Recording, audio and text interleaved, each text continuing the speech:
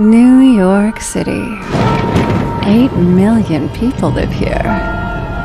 Can you imagine? They commute, work, party, live their lives in one of the biggest, busiest cities in the world. And yet, they have no idea who it is they're sharing their nights with. How could they? We are apex predators. We have had centuries to become adept at our little masquerade. Navigating this veritable sea of mortals is only part of the puzzle, though. We have our own kindred to deal with, too. Others who crave the same things we do. Influence. Power. Blood. All are plentiful here, but none are without a cost. You will need to forge alliances. You might have to make more than a few enemies. And through all that, you must do what it takes to slake your ever-present hunger. Prove you can handle all this, and you might just find your place in this city. Indeed, for our kind, the Big Apple is ripe with opportunities. All you need is dare to take a bite.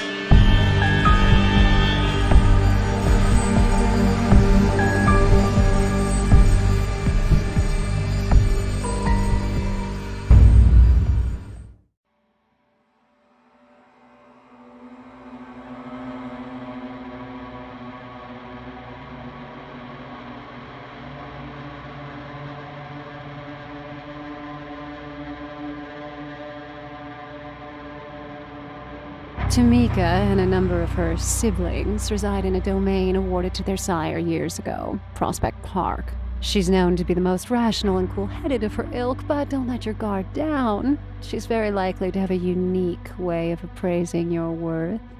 You should be prepared for interesting conversation at the very least.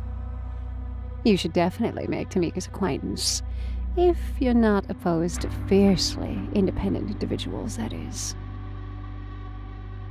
Agathon is another intriguing individual you might want to meet. He is a Tremere. They are a powerful clan of blood sorcerers, disliked by many, but feared and respected by many more. I hear you can usually find him in a workshop masquerading as a New Age bookstore out on Broadway. Agathon is quite the scholar, very ambitious, the child of an important figure for the clan here in New York. He is sure to be adept at using blood, his own as well as others. You're curious to hear about D'Angelo? I can't blame you. He's quite the character. He's one of the Nosferatu, a uniquely cursed clan. Their appearance is hideous and obviously unnatural. No wonder they make their havens in sewers or abandoned buildings, like the Red Hook grain terminal in D'Angelo's case. He isn't as big an eyesore as the worst of them, but he is no Adonis either. Still, he has some talents and connections that you might find useful.